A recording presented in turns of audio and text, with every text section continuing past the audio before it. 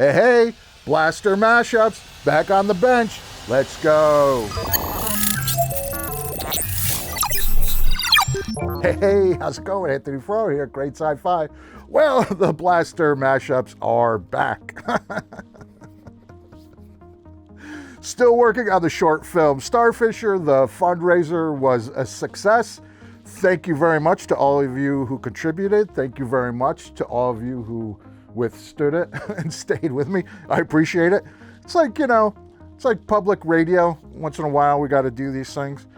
But back to blasters. So this is interesting because, I do a lot of dollar store mashup blasters.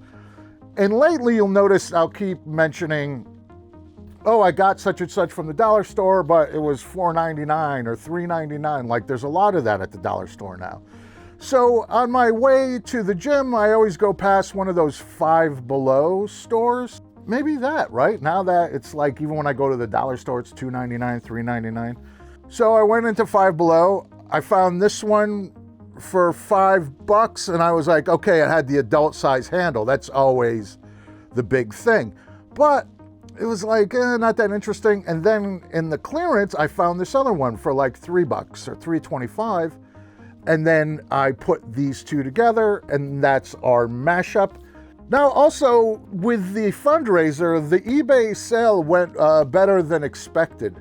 So I'm going to start with this one. Whenever it's a prop that I'm just making, as a hobbyist for fun, that's not specifically for a film that I have in production like this, I think at the end of the video, I'm going to list this on eBay. There'll be a link below.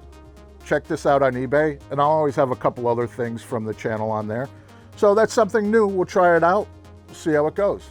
I don't know. Tell me in the comments, I think, now that I'm thinking of Five Below and the dollars, maybe I do like a mashup with Temu or other things that are inexpensive or unexpected that I can mash up together to make sci-fi props, right? Because low cost, high impact.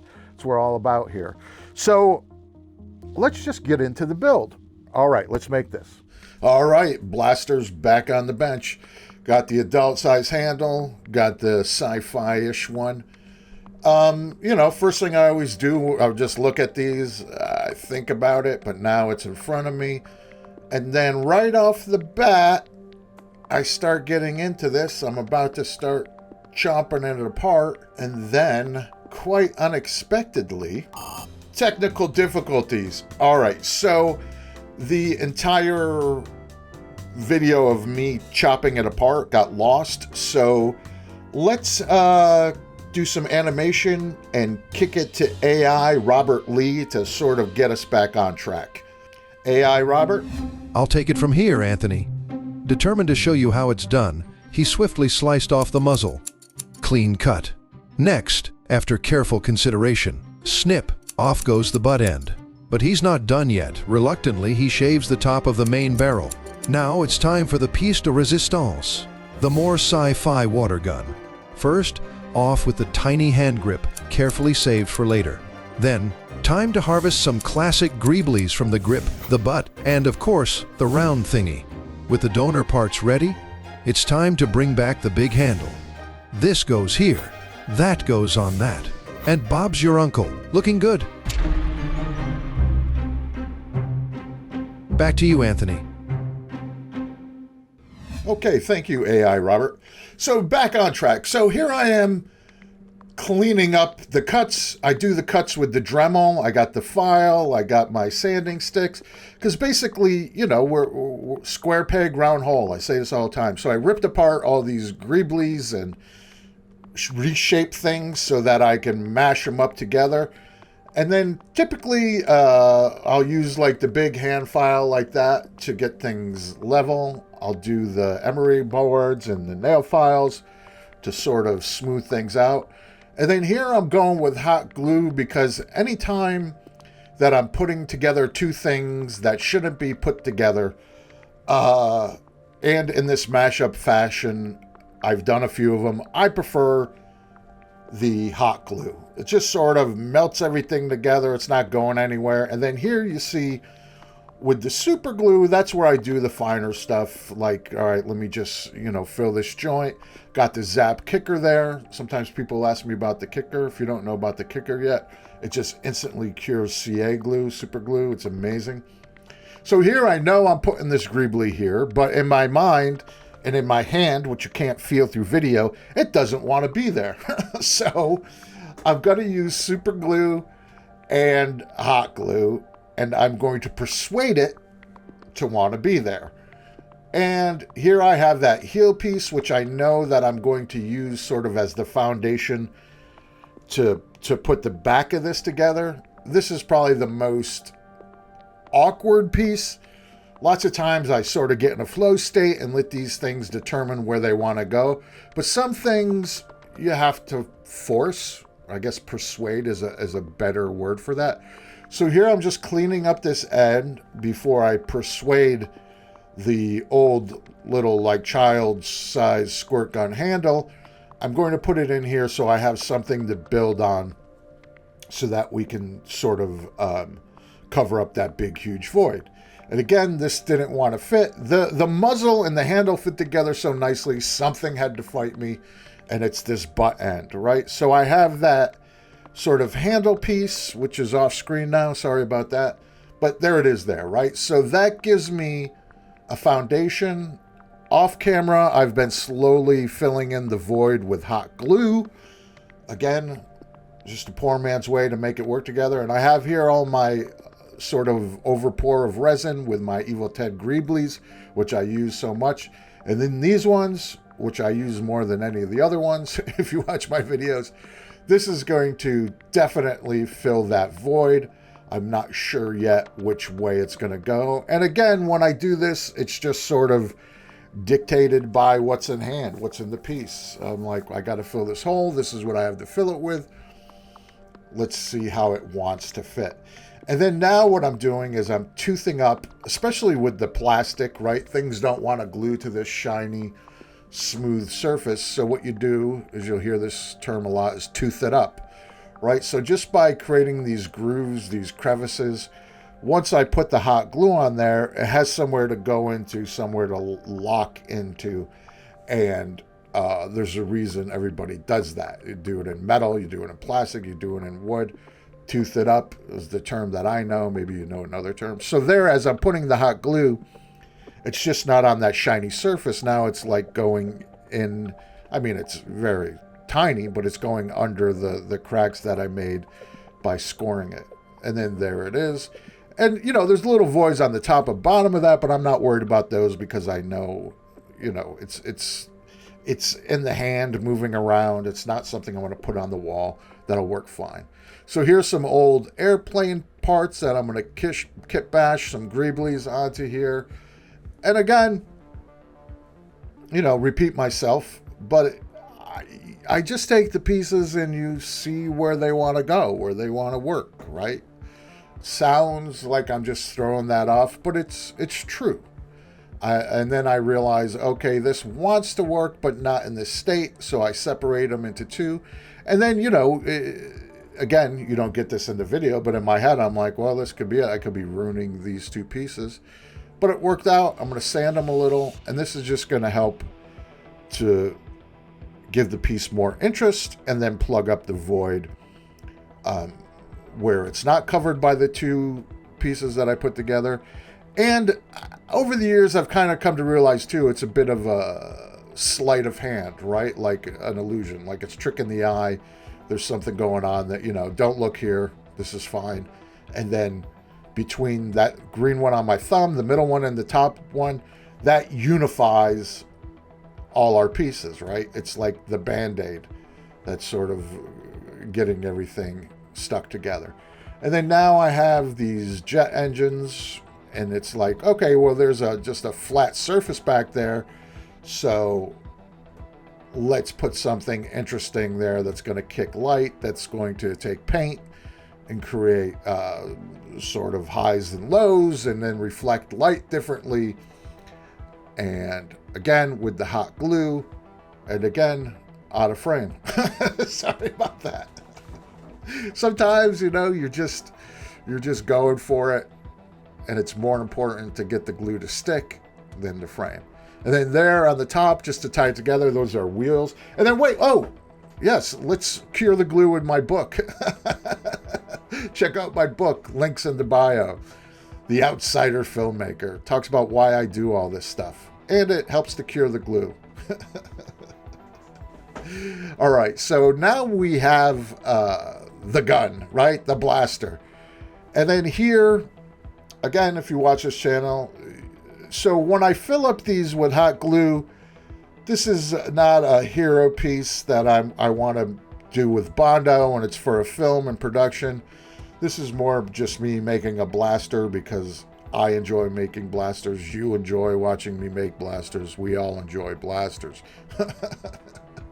So now a new thing that I'm doing that I don't typically do is I'm using the plastic razor blade to sort of clean up the glue. And that's evolution in my process of using the hot glue. Now, because you know I use the hot glue, if you're eagle-eyed in the end of the process, you'll see where there's little divots where the screw holes were, but it's less egregious than the holes, and it's less work and sort of time commitment than doing the Bondo, right? So I'm fine with that for this. And it all depends on the application, right? So this is now a unified piece, like I said. Very happy with that. So now I'm going to start sanding. Always got to sand. So you see how that shiny plastic reflects light, I believe because it's injected molding. And, you know, you just want to keep hitting it until it's dull, right? That's sort of where the light goes off for me, where I'm like, okay, this is not reflective anymore. I'll just keep sanding it and sanding it.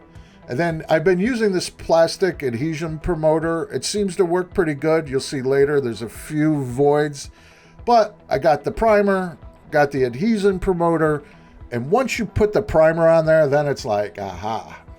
And then I have this cool black stainless steel. So instead of painting it black, I'm going to paint it the black stainless steel. And then, because I have in my mind later part of it, instead of painting a color, I'm going to put like a candy coat on top of it. So here I'm looking at it and trying to decide. I know I want to make it two different colors, like I said, with that candy color. And I'm like, okay, which one? And to share full disclosure, again, this is in the moment, just sort of thinking, okay, this is where the path of least resistance is happening, to tape this off and to just, I want pieces of different colors to overlap the other color. I think that adds value and makes it not look like you just put tape on it and painted one half of it, right? And so here I'm just using a big piece of, you know, the blue masking tape just to cover up what I did, the fine lines, with the Temu masking tape. And you could do it all with blue tape. I just find it easier to do this. And then I'm going to have this surface available for me to put the candy coat on. It's a car color that I use a lot. It's sort of, I want to say, it's translucent. It's not opaque. And then here, last minute, like I was just talking about, where I'm like, oh, if you have the two colors on top of each other, so they just masked off, it does make it look more interesting and less like you just painted half of it. So there's that detail. And I realized I could do it with two pieces of the Temu tape. And then there's the anodized color. Anodized, that, if you couldn't tell, that was the word I was searching for in my brain. And there it gives it an interesting color. And that's kind of cool because it's like a custom color, because it's the anodized on top of that steel black. And then now this is original and this is unique. So pretty good with the adhesion promoter. All of my masking comes off, as you see there. That's always the moment of truth. You don't want it to tear and peel up. So I'm feeling good, like it worked, until I put off camera, I put dots on the sides there, and see it pulled up the paint there. And I like to show that stuff, warts and all, because when you watch me do these videos that are produced and edited, it makes it look like, you know, like I'm so professional and I'm so finely attuned that everything just comes out right. And then what happens often is something goes wrong. So now it's too far down the path to throw these away or start over. So now I'm like, how do I fix this? And then oftentimes, not all the time, but 90% of the time, the fix, the solution ends up being more interesting, right? So now I know from experience, I don't want to spray paint more on that plastic. And then I think, oh, let me use the rub and buff.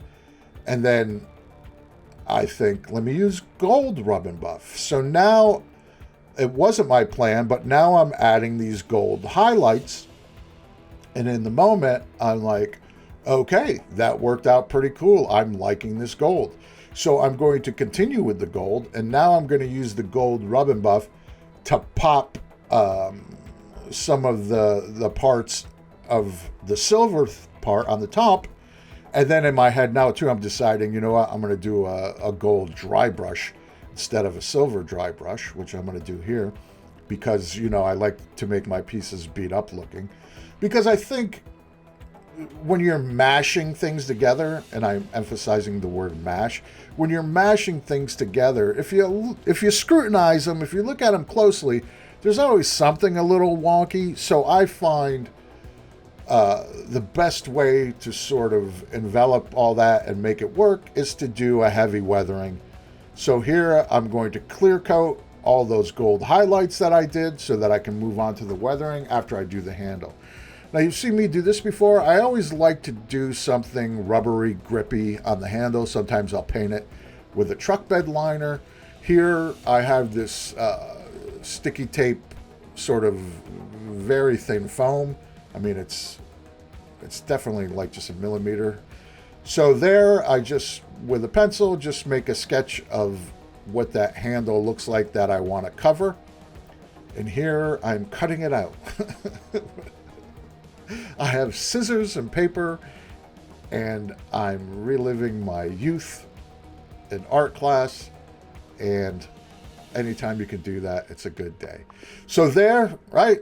It all works. It's all happy. So now I got to cut it out of the foam.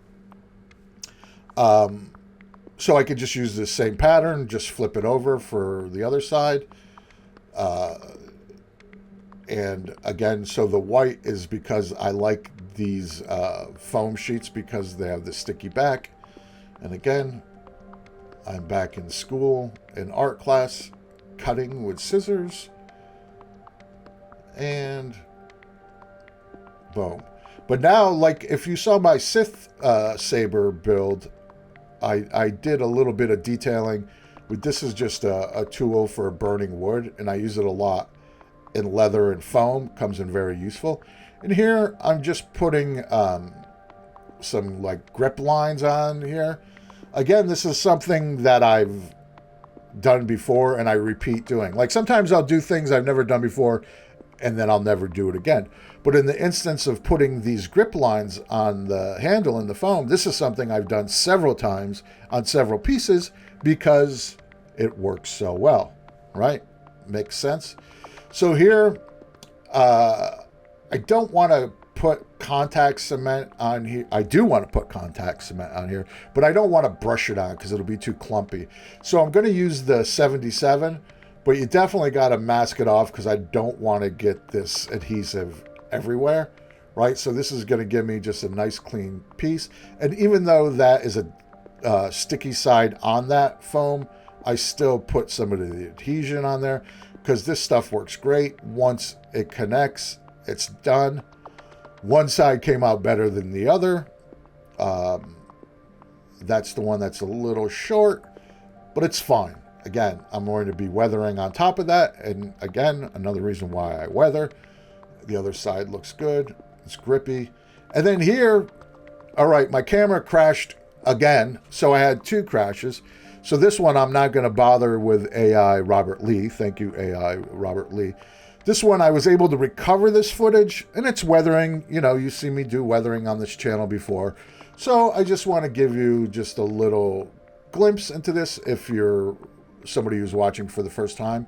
So basically what I do is I take my acrylic paints, and I always use the similar colors, right? I use black, umber, burnt sienna, and then a lot of water. So this is just a wash. And what this does is it puts like a film over the whole thing that I like, that again, behind the scenes between us, it unifies everything. And then I use the umbers and the browns to sort of represent rust. Okay, like, oh, there's some rust in there. And again, it's just a matter of putting it on, taking it off. I used to wipe it off. Then I got in the habit of patting it down with a paper towel. And then I dry the whole thing with a hairdryer, or sometimes I'll use my air. And then here, the final touch is I always just put random colors on, take off 99% of that random color, and it just leaves a little kick. And I've been doing that because it works, and I'm happy, and I continue to do that. And then here you go. There you see it. Right? No more corrupted footage.